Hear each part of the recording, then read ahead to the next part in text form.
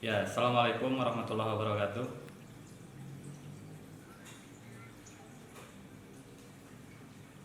Ya, jadi ini sambutan dadakan ya. Jadi walaupun dadakan, insya Allah saya sudah siapkan Gordon ya. Wah, untuk masih saya simpan ya, dan saya bawa ke Jakarta. Kalau tadi ketua panitia, ketua komisariat, dan juga ketua cabang sudah melakukan sambutan yang formal, saya mencoba untuk sambutan tidak formal ya.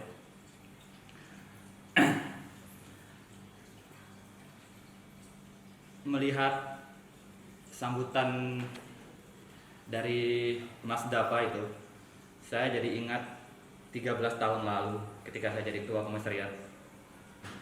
Udah lama juga ya. Dan 14 tahun lalu juga saya sama seperti adik-adik yang sekarang jadi peserta, baik offline maupun online. Dan 11 tahunan lalu saya sama seperti yang baru saya lakukan oleh ketua cabang, melakukan sambutan di LKLK untuk menggantikan ketua cabang waktu itu Bang Wahyu Minarno ketika beliau tidak bisa hadir ataupun menutup latihan kader. Dan bahkan sampai saat ini pun saya masih gemetaran kalau mau sambutan seperti ini. Makanya saya mencoba untuk sambutan yang tidak formal. Teman-teman semuanya, pengurus cabang, pengurus komisariat maupun adik-adik yang sekarang sedang akan berproses di pelatihan kader LK1 Himpunan Mahasiswa Islam, dan semoga nanti pengurus komisariat Mas Dava, Mas Ilham, Mbak Rizka, Mbak Mujahidah, Mas Ridwan, siapa lagi, dan semua pengurus HMI Komisariat Psikologi bisa juga melanjutkan latihan kader tahap 2 atau intermediate training ya. Itu bukti bahwa kaderisasi memang bermula dari LK1 dan seterusnya. Bahkan sampai saat ini pun saya masih di kader, kawan-kawan semuanya, adik-adikku semuanya, dan alumni-alumni yang sekarang juga ikut dalam forum ini. Ada berapa orang ya, ada Mbak Neti dan lain sebagainya yang saya tidak bisa sebutkan satu persatu. Salam hormat semuanya. Mungkin yang lebih penting saya sampaikan adalah pesan untuk peserta LK1 yang kabarnya ada 8 orang offline dan juga ada 26 orang online ya. Ini bukti bahwa tantangan bukan hambatan buat kita untuk terus melakukan kaderisasi.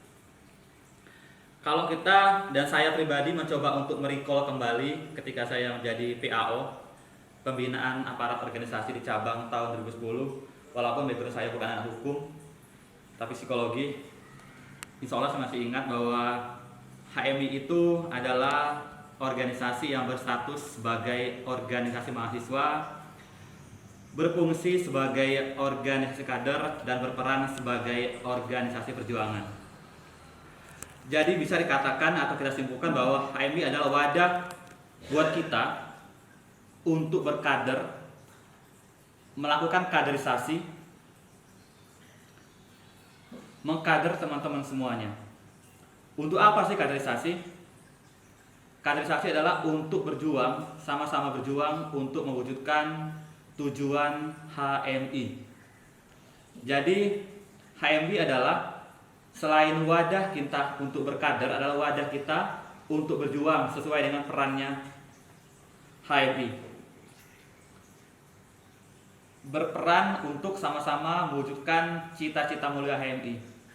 Dan cita-cita HMI bukan milik satu orang, dua orang, atau segelompok orang, tetapi cita-cita mulia kita semua, bahkan dimulai dari pendiri HMI 74 tahun yang lalu. Adik-adik semuanya, ber-HMI itu adalah wadah kita untuk belajar. Belajar untuk apa? Untuk, sekali lagi saya katakan tadi, sama-sama untuk mewujudkan cita-cita HMI. Dimulai dari mana mewujudkan cita-cita yang begitu panjang, long term goal itu? Dimulai dari mewujudkan cita-cita kalian sebagai insan akademis. Insan akademis tidak bisa dikatakan hanya sebatas memiliki IPK yang tinggi. Tetapi insan akademis juga tidak bisa dikatakan atau dijadikan sebagai alasan bahwa IPK bukan segala-galanya. Tetapi insan akademis, patokan pertama adalah insan yang benar-benar memahami basic keilmuannya yang ditunjukkan dengan standar indeks prestasi kumulatif. Tapi ingat, tujuan HMI itu tidak akan bisa kita capai hanya sebatas mengikuti latihan kader 1, tetapi sampai kita nanti menjadi alumni, bahkan sama seperti saya saat ini. Titik tekannya adalah HMI adalah wadah kita semua untuk belajar. Untuk belajar mewujudkan cita-cita HMI, yaitu terbinanya insan akademis, pencipta pengabdi yang bernafaskan Islam dan bertanggung jawab atas terwujudnya masyarakat adil dan makmur yang diridhoi Allah Subhanahu wa taala. Masyarakat adil dan makmur tidak terletak pada tangan kaum politisi atau alumni-alumni yang terjun di dunia politik. Bukan hanya juga tujuan HMI ini terletak pada tangan-tangan kader HMI atau alumni HMI yang terjun di dunia wirausaha. Bukan juga terletak pada alumni-alumni HMI yang terjun di dunia pendidikan. Jadi, selama kawan-kawan, adik-adik semuanya dan juga kader-kader HMI maupun pengurus cabang dan juga pengurus komisariat, di saat ada salah langkah dalam belajar di HMI, itu akan terbawa di saat kalian menjadi alumni. Walaupun dimulai dari insan akademis, tetapi itu juga dimulai dari sebuah kebiasaan-kebiasaan kecil. Teman-teman semuanya memiliki tujuan mulia untuk mewujudkan masyarakat adil dan makmur yang diridhoi Allah Subhanahu wa taala dimanapun nanti kalian berkiprah, dimanapun nanti kalian berpijak. Kalau pada tataran komisariat, pada tataran cabang, pada tataran latihan kader ini, jika kita tidak bisa disiplin, bagaimana nanti kalian bisa jadi pengusaha?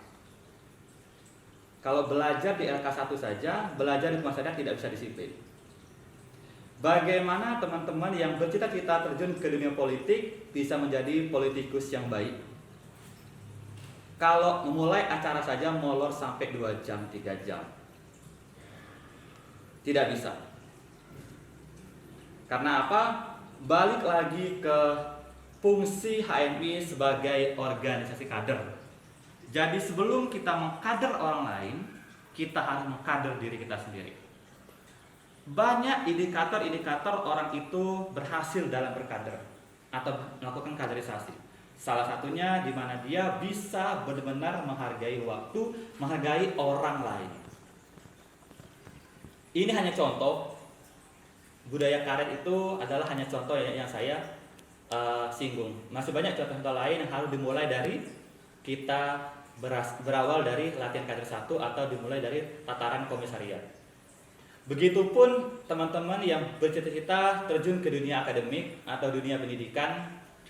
Kalau dalam tataran mahasiswa saja, sebagai status kita sebagai organisasi mahasiswa, fungsi kita sebagai organisasi kader, peran kita sebagai organisasi perjuangan. Kalau dalam tataran komisariat, dalam dunia pendidikan kita masih melakukan tindakan copy paste. Ketika teman-teman terjun nanti ke dunia akademik, itu hanyalah sebagai wadah untuk mencari uang ujung-ujungnya. Karena tidak ada value di sana, tidak ada nilai. Nilai seperti apa? Dimulai dari kita melakukan latihan kader. Makanya di sana nanti akan ada materi tentang nilai dasar perjuangan. Nilai itu dia tidak berbentuk benda. Nilai tidak berbentuk yang kasat mata, tetapi dia terinternalisasi dalam diri kita masing-masing. Dan nilai itu adalah alat kita untuk berjuang. Makanya dikatakan nilai dasar perjuangan, basic dasar. Sama yang kita makan adalah basic need, kebutuhan dasar kita. Kalau kita tidak makan, kita sulit untuk melakukan tindakan-tindakan berikutnya. Tetapi ingat, apa yang kita makan itu akan mengkristal menjadi darah daging kita yang akan menentukan tindakan kita nanti dalam dunia eksternal. Sama dengan ber-HMI. Ketika ada nilai-nilai internalisasi yang salah, maka akan salah juga nanti tindakan kita dalam dunia eksternal. Makanya tidak jarang bahwa sekarang banyak sebenarnya kader-kader HMI yang melakukan tindakan-tindakan yang keluar dari jalur yang diajarkan oleh nilai dasar perjuangan. Tidak semuanya, tapi banyak. Dan insya Allah semoga teman-teman sekalian hadir forum ini benar-benar meluruskan niatnya, menyempurnakan ikhtiarnya untuk sama-sama mewujudkan 5 kualitas insan cita. Jadi ingat, HMI adalah wadah kalian untuk belajar. Kalau belajar saja masih salah, masih menyepelekan, bagaimana nanti kalian akan terjun dalam dunia nyata. Mau itu dunia wirausaha, dunia pemerintahan atau politik, maupun dunia pendidikan dan lain sebagainya, apapun nanti cita-cita teman-teman. Intinya adalah bahwa belajarlah dengan baik. Ketika teman-teman pengen jadi pengusaha, disiplinlah. Ketika teman-teman pengen jadi politik yang bagus, jangan bersifat seperti dewa, diagung-agungkan, ditunggu-tunggu, tapi lead by example. Jadilah contoh yang baik, baru kita bisa memerintahkan orang lain. Jadilah contoh yang baik, supaya kita bisa memberi contoh yang baik juga, memberikan instruksi yang baik juga kepada kader-kader yang lain. Makanya ada materi namanya kepemimpinan dan manajemen organisasi. Tidak akan bisa kita manajemen organisasi, tidak akan bisa kita ngelit organisasi kalau kita tidak bisa memanajemen diri kita pribadi, tidak bisa memimpin diri kita masing-masing secara pribadi. Kenapa sampai saat ini, kenapa ini masih saya simpan, kenapa ini masih saya simpan? Saya tidak tahu. Kalau saya tidak ber-HMI, saya akan jadi seperti apa. Saya adalah orang yang sangat senang nongkrong, sangat hedonis dulunya. Tetapi memang saya dari dulu senang bercanda-canda kritis. Akhirnya ketika saya masuk HMI, di sanalah saya digembleng. Setiap tahunnya itu akan tantangannya berbeda-beda. Dulu ketika saya ketua komisariat, LK itu susah. Harus ke kampung-kampung, harus izin ke RT, izin ke RW. Sekarang lebih gampang lagi. Dan sekarang tantangan teman-teman beda lagi, dihadapkan oleh kondisi situasi pandemi. Tetapi orang yang fokus sama solusi itu orang-orang yang dicari oleh HMI. Awalnya masih asing untuk melakukan kaderisasi secara online seperti ini, tapi ternyata orang-orang fokus sama solusi adalah orang-orang yang benar-benar dicari oleh HMI, bukan fokus sama masalahnya. Apalagi orang-orang yang mencari-cari masalah. Semoga teman-teman yang ada sekarang ikut LK, pengurus komisariat psikologi, akan terus berjuang bukan hanya di LK1 sampai ke LK2 dan seterusnya, SC, tidak hanya stuck hanya di komisariat sampai ke cabang. Tapi ingat, untuk lari ke cabang bukan untuk mencari sebuah posisi. Berpolitik ya Pak, ya harus. Tapi ketika kita berpolitik dengan cara yang salah di cabang, nantinya ketika teman-teman lulus dan terjun ke dunia politik akan salah juga dalam berpolitik. Apa contohnya? Gerbong-gerbongan. Apakah salah bergerbong? Tidak. Untuk proses latihan kita harus bergerbong. Kita harus ada namanya proses pembelajaran. Selesai pemilihan cabang, selesai juga gerbong-gerbongan. Saya sudah memberi contoh ke adik-adik saya waktu itu.